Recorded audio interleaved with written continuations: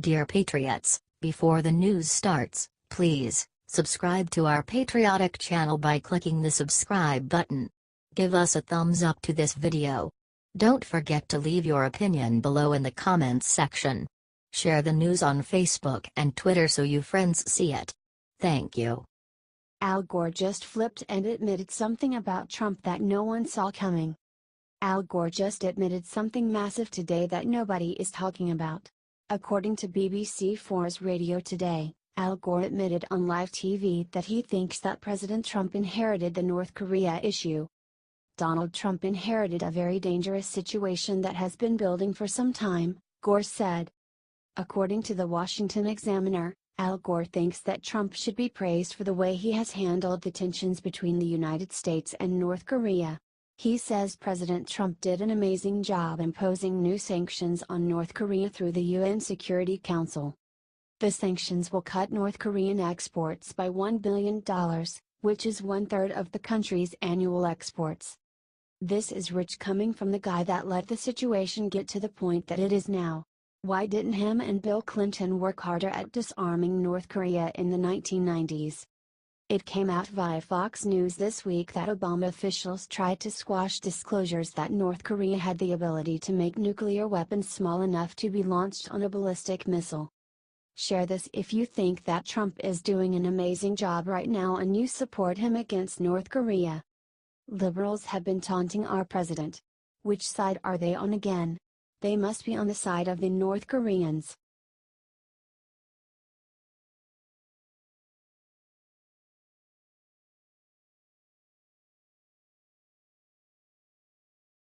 Stop being so jealous of Fox News. Watch Kellyanne Conway pulverize CNN's Brian Stelter.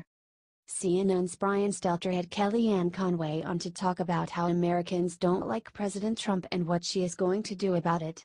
Kellyanne Conway completely flipped it on him and made him look like a total idiot. Given President Trump's historically low approval ratings, what specific steps are you and your colleagues taking to try to repair Trump's credibility? Asked Stelter.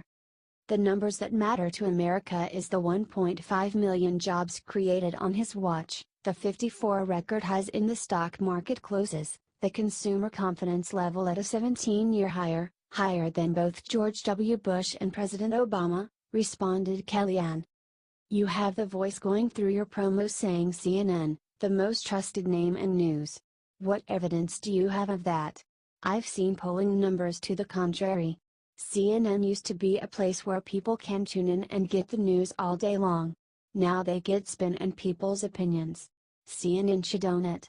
Why not say, look, it's in our commercial interest at CNN to be anti-Trump. We're profitable if we're against the president, most of our viewers are against the president. Just own it. Don't you think that would be more profitable for CNN? Asked Kellyanne. I understand that you don't want an adversarial media.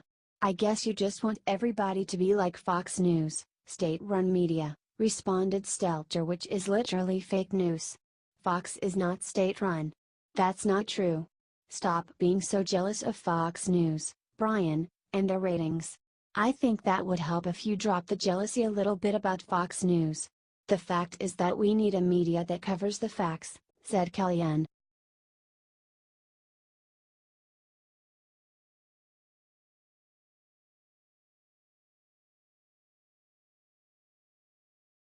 Donna Brazile drops biggest bombshell yet about Seth Rich, Hillary could go to jail for it. Donna Brazile is exposing everything about Hillary and the DNC in her new book. However, the most recent revelation is much larger than just triggering the primary against Bernie Sanders. Seth Rich was murdered in a very mysterious fashion, and it was discovered that he may have been a WikiLeaks informant gathering information against Hillary Clinton. Many people thought there was a connection between the two events, but this was brushed off by most as a conspiracy theory. Hannity got mocked when he tried talking about it. However, Donna Brazile shows its legitimacy with her new book. Matt Drudge from Drudge Report leaked the information. Brazile writes she was haunted by murder of DNC Seth Rich, and feared for her own life, shutting the blinds so snipers could not see her, writes Drudge on Twitter. This suggests that Brazil either believes, or has inside knowledge that Seth Rich's death was not as innocent and random as the press wants us to believe.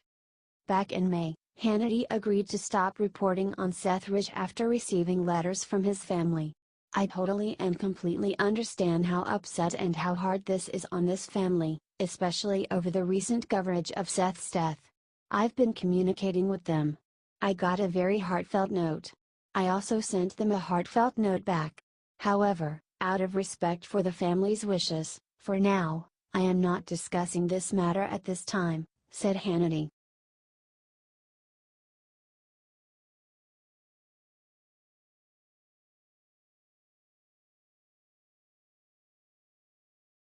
California governor goes to Vatican, tells leaders they'd need climate change brainwashing. California Governor Jerry Brown spoke with religious leaders at the Vatican and literally said we need to brainwash leaders about global warming. He started by saying something shocking and unexpected. Global warming is not caused by President Trump. Wow. The Trump factor is very small indeed, said Brown. That's nothing to cheer about, because if it was only Trump that was a problem, we'd have it solved. But that's not our only problem. The problem is us. It's our whole way of life. It's our comfort, it's the greed. It's the indulgence. It's the pattern. And it's the inertia, said Brown. Then it got scary. At the highest circles, people still don't get it. It's not just a light rinse that's required. We need a total, I might say brainwashing, said Brown. We need to wash our brains out and see a very different kind of world, said Brown. What does he mean by that? As we have seen, liberals want full control of the education and mainstream media. They want to control everything we see and hear. Now they are talking about brainwashing. What do you think of Jerry Brown's comments?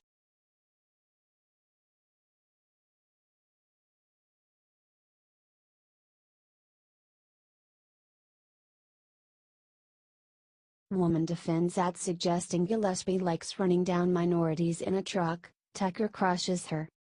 The group Latino Victory made a campaign ad for Virginia's Democrat Ralph Northam against Republican Ed Gillespie. In the ad they depict Gillespie as a white supremacist who likes to run down minorities with a pickup truck. Is this what Donald Trump and Ed Gillespie mean by the American dream? The ad asks as it shows neo-Nazis marching in Charlottesville. However, Gillespie himself spoke up against the march in Charlottesville. Tucker Carlson confronted lawyer LaDawn Jones over the ad. What does that have to do with Ed Gillespie? I mean, look, I'm trying to be reasonable. I'm not sure you're capable of it, but I'm trying to walk through this slowly and ask you, how does what happened in Charlottesville relate to Ed Gillespie and why is he responsible for it? I mean, maybe I'm too literal, said Carlson. No, you're trying to be literal, and you know what, you're trying to be literal, and you're trying to be literal because you don't want to recognize that there are white people in America that can be as bad and worse terrorists as the Muslim terrorists that are here. And you're defending this ad, not because it has anything to do with Ed Gillespie. You could care less about Ed Gillespie. You care about what it depicts. You want to show that the Confederate flag is part of our heritage.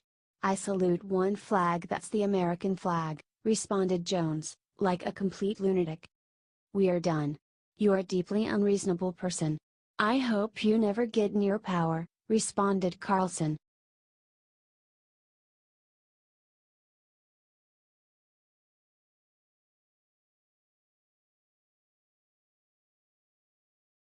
With one tweet, Hannity just left the entire Republican witch hunt in ruins. Sean Hannity has been in the spotlight countless times during the past year. Whether it has been for standing up against the liberal lies in the media or the attacks on him personally by sponsors that pulled their ads from his show but were then forced to reinstate them after the overwhelming backlash against them. But if the liberal media were trying to take down Hannity, all they did was fire him up. Sean Hannity just said what every Democrat is afraid to admit. This is the last thing that Democrats want people to realize. Hannity just shined a spotlight on the mass investigation of the Republican Party and the clear ineptitude and lack of investigations of the Democratic Party despite their clear corruption. Hannity is exactly right that conservatives are being targeted for their political views by the mainstream media while the Democrats sit back and enjoy the show and continue to plot. The Democratic Party has shown time and time again that they are corrupt. Just look at Hillary Clinton and the DNC scandals surrounding Tom Perez, Tim Kaine, and Debbie Wasserman Schultz. Where are the special counsels to investigate them? The Democrats just can't accept that they continue to lose.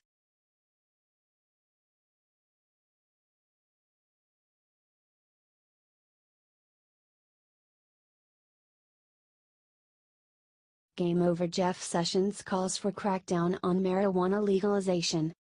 For Jeff Sessions, marijuana is certainly not something to laugh about. The Attorney General is about as anti-pot as humanly possible.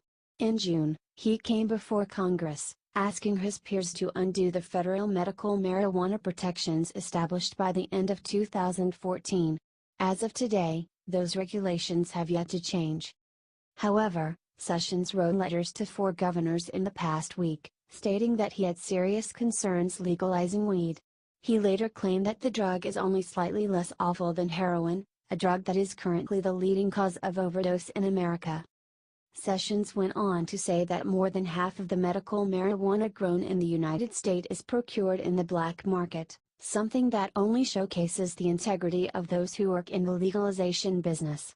While 29 states have legalized the drug, Sessions firmly believes that good people don't smoke marijuana. Do you think he is right? What should the Attorney General do next? Let us know.